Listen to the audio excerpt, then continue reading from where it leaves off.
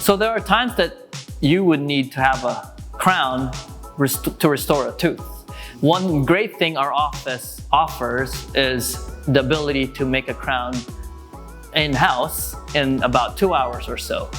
It's called CEREC crowns. It's CAD/CAM technology where we use a digital camera to actually make your ceramic crown in the office. What this means for you is that's going to be way more convenient for you to get your tooth restored with a crown. Instead of having 2 weeks to make it, we can actually make it for you in 2 hours. There will be no need for you to come back for a second visit. You don't have to wear temporary, and we actually avoid the actual use of the gooey impression material.